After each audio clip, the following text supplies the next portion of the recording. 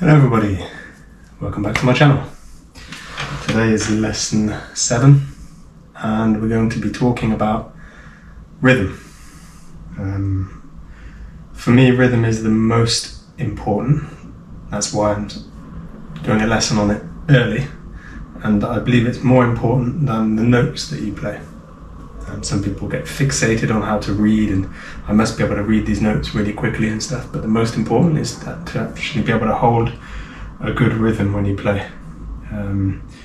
You can make mistakes with a couple of notes here and there, and that will pass. But if you have off rhythm, your rhythm's not good, then it's the whole piece of it is not going to be, it's going to ruin the whole song. That's not to say that my rhythm personally is perfect. Yeah, I have my faults as well, of course. But you need to do your best to try and hold a steady rhythm throughout the tune. Our bodies are naturally inclined to listen for rhythm. They're built for that. Our hearts beat at a certain rhythm. Different people's hearts beat at a different rhythm, and we have circadian rhythms which govern our sleep. The movement of the Earth around the Sun and the planets are all based upon fixed rhythms. The frequencies of the intervals between the notes are also fixed rhythms. Everything's based around rhythms, so it's the most important thing when you're playing music.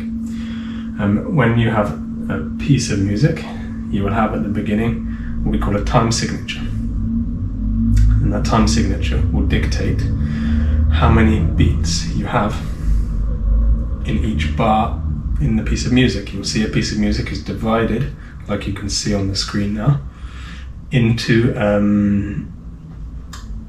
bars, sections, and in each section there'll be a certain number of beats. The beat is what you see the drummer doing, and he hits notes with a certain number of beats in each bar. Now what you'll have is a metronome, for example, a certain speed. A clock, for example, is 60 beats per minute. That's the ticking of a clock, it's on 60 now. And then a piece of music, like if you see written 4/4, that will be 4 beats in each bar, 1, 2, 3, 4. So each beat of this metronome is equidistant in time from the next. When you see notes on a piece of music, the amount of beats you give to each note will be dependent on the physical appearance of the note. The notes which are coloured in black, they're called crotchets in English, or quarter notes, will be 1 note per beat of the metronome. They're what we call quarter notes. At the beginning of the song, on this one that I showed you, you will see 4/4 is written.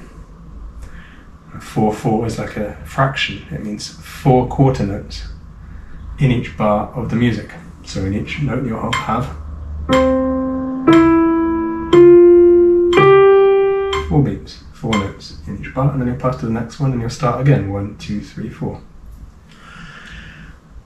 After that you'll have notes which are white and also have a stem on them, and they're called minims, and they're half notes. So they're worth 2 beats. So 2 and in, 2, 1, 2, 1, 2.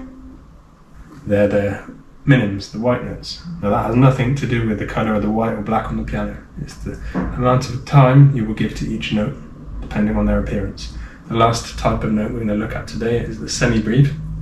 Semibreve has no stem, but it is white and slightly thicker around the edges, and that is 4 beats. You'll have 1, 2, 3, 4. So the idea of that is to understand that you have, today we've looked at 3 types of notes: crotchets, minims and semibreves, also known as quarter note, half note and whole notes, and they will last a certain number of beats depending on their colour. The crotchet is 1 beat, the minim is 2 beats, and the semibreve is 4 beats, and that will dictate how much time, how many beats you give to each note during the song. The beginning of the song and the time signature will dictate how many beats of the metronome you will count in each of the bars. I hope that was clear. It's just a very quick introduction to rhythm. We'll go on later to talk about different combinations of rhythm, different types of notes, etc. But just to start you off, it's the main idea, because the rhythm is more important than the notes. That's what you need to keep in mind, okay? I hope that was clear and well explained. And if you have any questions, please ask. Please like and subscribe. It helps me to produce more of these mini lessons, and just to try and teach people how to read and play music, because it's been a great pleasure of mine. Okay, thank you very much. See you next time.